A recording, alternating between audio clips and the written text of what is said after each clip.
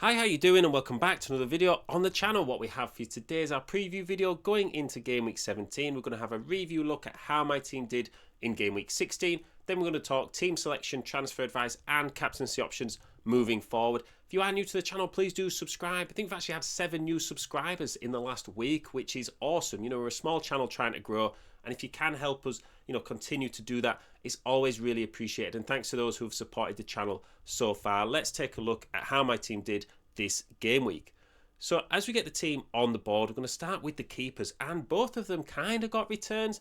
To be honest, before Bournemouth scored in the 90th minute, Fabianski was probably on for double figures, and it would have left me with loads of points on the bench. As it stands, I was right to start Raya because he got 2 more points, but it's a bit close to call between both of them. But 6 points is great, and 4 points is great for any goalkeeper in any game week, really.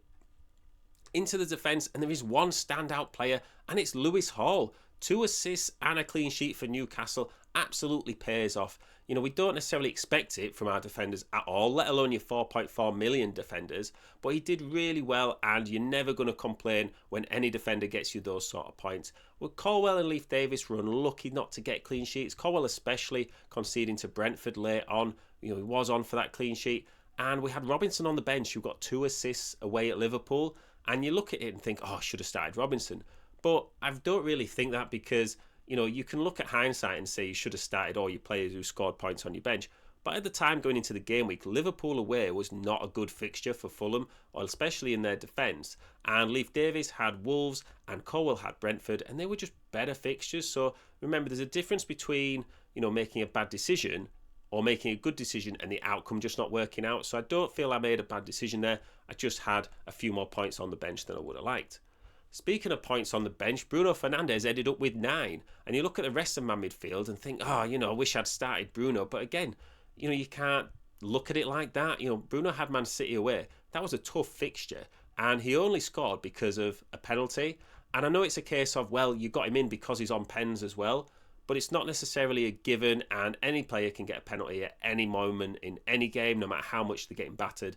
So it's not something that I'm worried about too much. I was a bit disappointed that Semenyo and Bowen didn't get an attacking return in their game on Monday night.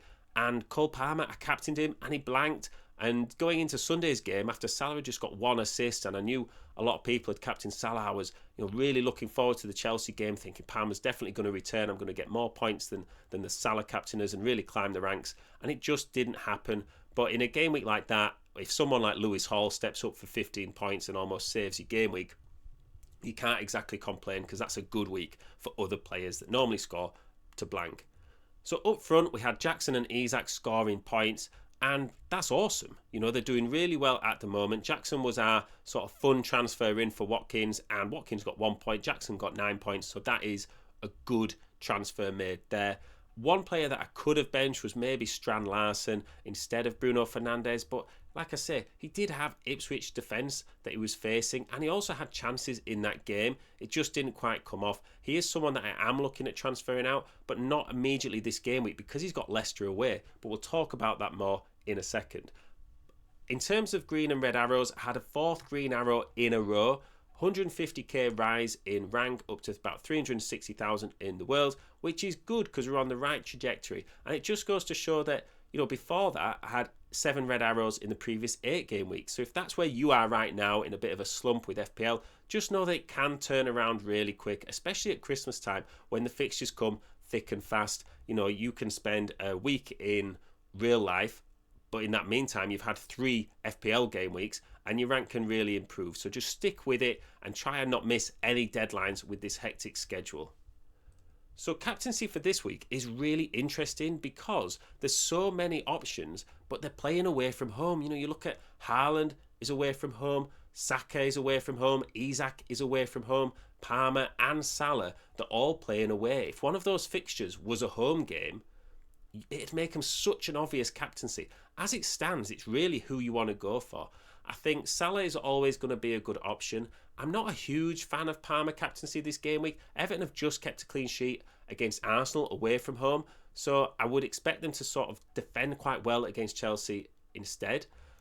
In terms of the best captaincy option, you could be looking at Alexander Isak this game week. I think for me, it's probably going to be Salah and then Isak and then Palmer. But let me know in the comments on who you're thinking of captaining, but also let me know who you're deciding to not captain, if that makes sense, because it's really easy to captain Salah when you've got no other options. But if you're having to make a tough decision for captaincy, I'd like to know who you're going for as opposed to another option in your team. But yeah, for me, it's probably Salah and then Isak. So onto the team for this game week, and I'm really happy with it. So much so I've got 5 free transfers, and I don't know what to do with one because I definitely don't want to roll it. And I can't quite believe that I'm in this situation where I'm just going to lose a transfer if I don't use it. So the options are take out Strand Larsen, but he's got Leicester away, and he is going to be coming out next game week regardless. Another option is take Semenyo out because he's just not been doing it for me, and Bournemouth's fixtures are a little bit mixed, and I could downgrade him to someone like Amad Diallo and use that money elsewhere in my team. Now, if I'm not going to have a plan to invest that money, what's the point in downgrading him? But like I say, I don't just want to lose a transfer because I can't roll one anymore. I've managed to get to 5 transfers somehow, and that's because I used my wildcard in the middle of the season. So let me know in the comments what you think I should do with my transfer.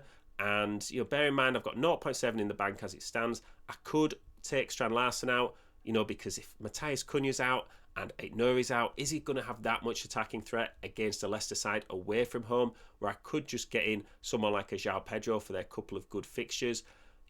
I'm just a bit at a loose end into what to do with the transfers, so any advice would be really appreciated. Like I said, go check out our wildcard video as well if you've not done so already. The support on that has been awesome. Please do subscribe, like the video. We do really appreciate it. Hopefully you've had a good game week. Let us know as well if you've got any questions regarding your own team, because we will always get back to you. And I will see you in the next one.